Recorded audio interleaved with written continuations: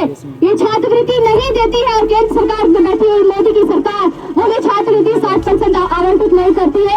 हम इनको यही चेतावनी देने आए हैं कि आप वो रूम किराया नहीं दे पा रहे हैं, ट्यूशन फीस नहीं दे पा रहे हैं। इस स्थिति में छात्रों को काफी परेशानी हुई है और इंटर में NEPEN परमानेंट एजुकेशन नंबर अनिवार्य कर दिया गया। पीताम्बर की धरती है, शहीदों की धरती है और यहाँ डरने वाले लोग नहीं है। यहाँ शहीदों के सपनों को साकार करने के लिए उनके जो विचार, वो लोग अपने कान में तेल लेके सोए हुए, उन्हीं को पढ़ ना पाए ताकि वो झारखंड को आराम से लूट सके। बैठे और छात्र को यहाँ बैठा के खाली मैदान में आप क्या जताना चाह रहे हैं कि छात्र खाली मैदान को अपना बात सुनाए? आप एक ऐसी विधायक और इतने आलीशान बंगले में विधानसभा जो है उनको बंगला भी बनाया गया है उनके लिए, वहाँ तक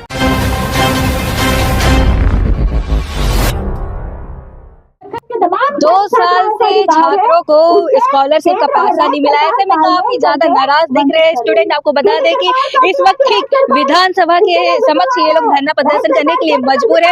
आपको बता दें कि विधानसभा के समक्ष 81 विधायक का आलीशान बंगला भी बनाया गया है ताकि जो विधायक उनको सारी सुविधाओं के साथ बंगला बनाया गया है और छात्र यहाँ पे जो उनको वोट देकर सदन पहुंचाए वो यहाँ पे बैठने के लिए मजबूर है। आप देख सकते हैं विजुअल के माध्यम से यहाँ पे झारखंड के अलग अलग जिलों से आए छात्र है जो कि स्कॉलरशिप के पैसा ना मिलने से काफी नाराज है। हम सीधा छात्र से ही जुड़ने की कोशिश करेंगे, बात करेंगे जो विधायक को 81 विधायक को वोट दे के सदन भेजे, क्या उनका बात वो पहुंचा रहे सदन में, क्योंकि शीतकालीन सत्र भी शुरू हो गया है। सारे विधानसभा का शीतकालीन सत्र शुरू हो गया है, सारे विधायक मंत्री जा रहे हैं विधानसभा और मुद्दे को लेके और हमारे साथ छात्र है, सीधा उनसे जुड़ते हैं। क्या मजबूरी आन पड़ी कि आप लोग यहाँ पे धरना प्रदर्शन कर रहे थे, विधानसभा के समक्ष आप धरना प्रदर्शन कर रहे हैं और 81 विधायक का आलीशान बंगला भी यहाँ है। हम लोग पूरे झारखंड से सभी जिलों से छात्र यहाँ पहुँचे हैं और विभिन्न कॉलेजों से पहुँचे हैं, विभिन्न कोर्स करने वाले छात्र पहुँचे हैं,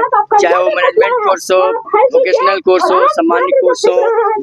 तो हम देख पा रहे हैं कि लाखों छात्रों का जो छात्रवृत्ति है वो छात्रवृत्ति से उन्हें वंचित कर दिया गया है और इस बात कहकर कि राज्य सरकार को केंद्र सरकार पैसा नहीं दे रही है और केंद्र सरकार जैसे राज्य सरकारों को नहीं दे रही है।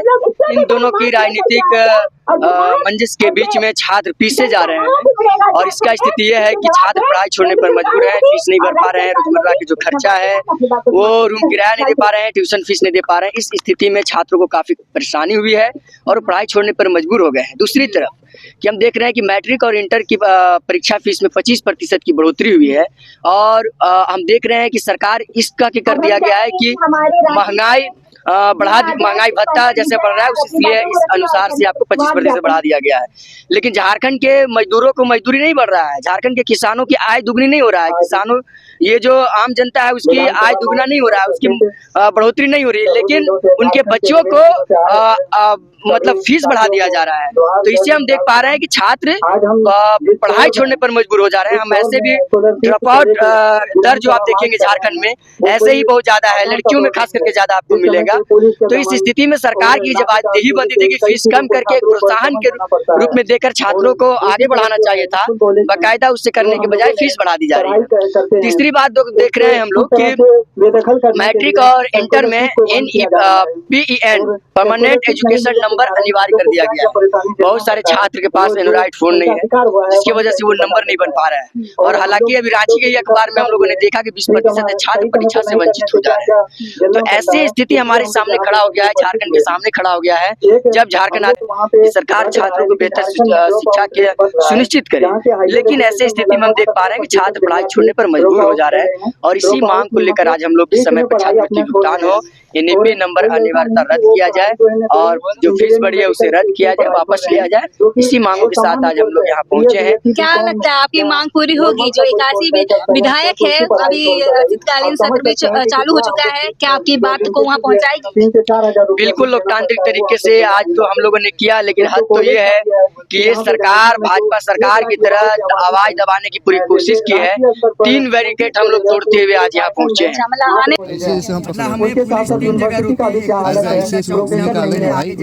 असिस्टेंट प्रोफेसर नहीं है, हम लोग आगे बढ़े, शहीद चौक होते हुए हम लोगों को रोका गया, वहाँ भी झड़प हुआ और अंततः विधानसभा की जो मेन रास्ता है वहाँ पे भी झड़प हुआ और इसके बाद हम लोग यहाँ तक पहुँचे हैं। तो छात्रों की एक बड़ी ताकत होती है और झारखंड ऐसे भी हम जानते हैं कि बिरसा मुंडा की धरती है, नीलांबर पीताम्बर की धरती है, शहीदों की धरती है और यहाँ डरने वाले लोग नहीं है। यहाँ शहीदों के सपनों को साकार करने के लिए उनके जो विचार है उसके साथ लोग लड़ते हैं, भिड़ते हैं, छात्रों की आवाज को, समाज को बेहतर करने के काम करते हैं। अच्छा, ये मैदान में धूप में बैठे हुए हैं। हमने जिन 81 विधायक, 14 MP और 7 संसद सदस्य को भेजे हैं हमारे प्रतिनिधित्व के लिए, वो लोग अपने कान में तेल लेके सोए हुए हैं। उन्हीं को आज सुनाने के लिए हम लोग विधानसभा मार्च के लिए निकले थे। जगह जगह हम लोग को रोका किया गया, मारा गया। ये छात्र जो लोग उनको 81 विधायक को उन आलीशान बंगलों में पहुंचाए हैं चुन के, उनको हमारी फिक्र नहीं है। ना हमसे मिलने आ रहे हैं और ना हमें अपने समक्ष जाने दे रहे हैं। उनसे हमसे इतना चिढ़ हो गया। वो चाहती है कि ये छात्र पढ़े नहीं ताकि वो आवाज नहीं उठा पाए। वो चाहती है कि ये लोग सामने आए नहीं, लड़े नहीं, क्योंकि उनके जो नीतियां लगातार अपना रही है कि यहाँ के जो झारखंडी जो बच्चे हैं वो पढ़ ना पाए ताकि वो झारखंड को आराम से लूट सके। जी, तो क्या लगता है आपकी मांगे पूरी होगी? जिस प्रकार से आप लोग लगातार प्रदर्शन कर रहे हैं, 2 साल काफी लंबा समय होता है, स्कॉलरशिप का पैसा नहीं मिला, ऐसे में आप लोगों को क्या क्या समस्या का सामना करना पड़ता है? सब नॉर्मल परिवार से आते हैं। यहाँ जो भी एक तो झारखंड 90% यहाँ के जो सभी कृषि वर्ग के ही परिवार होते हैं, वो लोग अच्छे कोर्सों में जाने के लिए स्कॉलरशिप ही उनका एकमात्र सहारा होता है। लेकिन लगातार 2 सालों से जो स्कॉलरशिप में अनियमितता बरती जा रही है, नहीं मिल पा रही है, उसके कारण कितने छात्र पढ़ाई छोड़ चुके हैं। 8,000 10,000 के काम के लिए सूरत, बम्बई और मेरे ही कितने मित्र हैं जो मेरे साथ पढ़ते थे, वो लोग ने बोला भाई क्या ही करें, नहीं हम फी दे पा रहे हैं। और आज मेरी भी परिस्थिति ऐसी है कि हमें क्लासरूम में बैठने के लिए नहीं दिया जा रहा है क्योंकि हम फी नहीं दे पा रहे हैं जी। तो उनकी पढ़ाई छूट रही है। तो वही हम अपने विधायकों से आज पूछने के लिए आए थे कि आप लोग क्या कर रहे हैं। अगर वो नहीं सुनती है तो हम लोग और उग्र आंदोलन करेंगे। जी, क्या नाम है आपका? मेरा नाम अनुराग हुआ। जी, हम और भी छात्रों से जुड़ने की कोशिश करेंगे, बात करेंगे, जानते हैं उनका क्या कहना है। जिस प्रकार से वो धरना प्रदर्शन कर रहे हैं तो उनका क्या कहना है। आप क्या कहेंगे जिस प्रकार से आप यहाँ पे है, सामने विधानसभा है और 81 विधायक का आलीशान बंगला है, आप यहाँ ये घास फूस में बैठे, क्या वजह है कि आप यहाँ बैठे? तो यही सवाल आप उनसे करेंगे, आप वहाँ बैठे और छात्र को यहाँ बैठा के खाली मैदान में आप क्या जताना चाह रहे हैं कि छात्र खाली मैदान को अपना बात सुनाए? आप 81 विधायक इतने आलीशान बंगले में, विधानसभा जो है उनको बंगला भी बनाया गया है उनके लिए, वहां तक क्यों नहीं सवाल उठा रहे हैं? विपक्ष में भी जो है उनसे भी सवाल है कि अगर आप झारखंड के छात्रों के भविष्य के साथ आप उनका भविष्य देख रहे हैं तो आप भी आपका विपक्ष है ना हेमंत सोरेन, उनसे सवाल करिए कि झारखंड के छात्रों को छात्रवृत्ति क्यों नहीं दी जा रही? आप भी धरना में बैठिए, सिर्फ छात्र ही बैठेंगे क्या? उनको तो ये सवाल करना चाहिए हेमंत सोरेन से कि आप झारखंड के जितने भी छात्र हैं, लाखों जो छात्र छात्राएं हैं, उनको आप स्कॉलरशिप नहीं दे रहे हैं टाइम पर। आप लगातार 10th और 12th में रजिस्ट्रेशन का फी हाई कर दे रहे हैं, कई डिपार्टमेंट्स का फीस बढ़ा दे रहे हैं, PEN नंबर कंपल्सन कर दे। PEN नंबर यहाँ जितने भी स्टूडेंट इनको पता भी नहीं होगा कि PEN नंबर होता क्या है।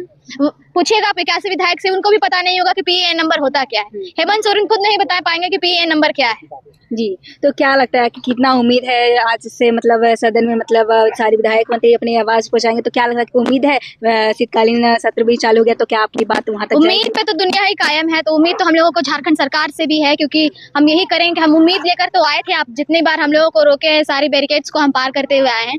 हम ये उम्मीद करते हैं कि हेमंत सोरेन की जो सरकार है वो मोदी के नक्शे कदम पे ना चले। जिस तरीके से मोदी की सरकार छात्रों पर लाठीचार्ज और आंसू गोला और जितने तरह के यूपी एक्ट लगा दी जाती है, हम ये उम्मीद नहीं करते हैं कि झारखंड सरकार ये करे, क्योंकि झारखंड सरकार को हम लोगों ने अपना वोट देकर सदन में बिठाया है, तो हम सड़क पर भी उनका लाने का काम करते हैं। जी, जैसा कि आपने अभी बोला कि भाजपा के नक्शे कदम पे ना चले हेमंत सरकार, तो आपको बता दें कि कुछ समय पहले ही दिल्ली गए हुए थे हेमंत सोरेन, भाजपा के वरिष्ठ नेताओं से मिले, अटकलें आ रही कि शायद वो गठबंधन की सरकार बनेगी, तो कितना असर दिखाएगा? एक और आप जहाँ बड़े नक्शे कदम पे ना चले यार, इस प्रकार के अटकलें आ रहे, उस पर आप क्या कहेंगे? ये उन लोगों का पॉलिटिकली गठजोड़ है, इस पे तो छात्र कुछ सवाल जवाब नहीं दे सकते हैं, क्योंकि ये जो कितना असर पड़ेगा, क्योंकि आप लोग पे भी असर होगा। ये बहुत ही असर पड़ेगा। जिस तरीके से भाजपा की जो सरकार है, मनुवादी जो सरकार है, उस देखिए कि मनुवादी सरकार क्या तरीके से, किस तरीके से पूरे भारत में NEP लाकर पूरे राज्यों पे थोप देती है कि NEP 2020 में लाती है, जिस वजह से फी हाइक बढ़ता है।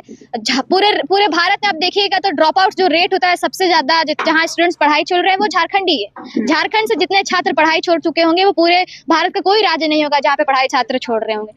अब छात्रवृत्ति नहीं मिलने के कारण तो बहुत ही है कि लाखों छात्र जो है वो बीच में पढ़ाई छोड़कर पलायन करने को मजबूर हैं, मजदूरी कर रहे हैं, कुछ लोग जमीन बेचकर पढ़ा रहे हैं अपने बाल बच्चों को। किस तरीके से झारखंड का जो शिक्षा व्यवस्था है वो पूरे तरीके से खराब हो जी, अगर हम बात करें जैसे कि जो पक्ष के सरकार है, जो कि हेमंत सरकार का कहना है कि केंद्रीय सरकार ही पैसा नहीं दे रही तो हम कैसे दे, उस पर आप क्या कहेंगे? केंद्रीय सरकार पे वो ब्लेम कर रही है। तो केंद्र सरकार हम लोगों को आपको पैसा नहीं दे रही है तो आपके झारखंड में भी तो आपके सांसद है ना, उनको बोलिए कि पार्लियामेंट में वो अपने आवाज को उठाएं ताकि वो केंद्र सरकार आपको पैसा आवंटित करे और आप झारखंड के जितने भी तमाम बच्चे हैं, जितने भी छात्रवृत्ति जो भुगतान है उनको आप छात्रवृत्ति दीजिए। ये सरकार से ही सवाल है। ये दोनों जो एनडीए की और ये जो जेएमएम की जो सरकार है वो दोनों ही पॉलिटिकली गेम खेल रही है छात्रों के साथ, उनके भविष्य के साथ। जी, मतलब आप लोग को जो होना चाहिए वो लोग बस गेम खेल रहे हैं, आप लोग को हक का चीज नहीं दे रहे। हाँ, बिल्कुल नहीं दे रहे हैं। मैया समान योजना पे आप क्या कहेंगे? मैया समान योजना का तो हम लोग समर्थक करते हैं क्योंकि ये स्टेट के द्वारा लाया गया एक स्कीम है जो हर स्टेट का देती है, क्योंकि आर्टिकल 15 में ये लिखा हुआ है कि हर स्टेट अपने महिलाओं के लिए ये चीज प्रोवाइड कर सकती है। और रहा बात छात्रवृत्ति और मैया समान योजना का, तो ये दोनों अलग पहलू है। जी, आप जैसे कि आप बोल रहे हैं, आपके ही भाई बंधु का कहना है कि इसका अगेंस्ट हो रहे हैं, मतलब मैया समान योजना का अगेंस्ट कर रहे हैं। नहीं तो आप देखिए मैया समान योजना की छात्रों का क्या कहना है? जिस प्रकार से विधानसभा की समक्ष वो लोग धरना प्रदर्शन करें अपनी मांगों को लेकर, तो वो काफी निराश है और उनको उम्मीद है कि सदन में उनकी बातें जाएगी। अब देखने वाली बात होगी क्या इनकी बात सुनी जाती है नहीं। फिलहाल के लिए इतना ही। ऐसे अपडेट के लिए बने रहे न्यूज़ रांची में के साथ। धन्यवाद।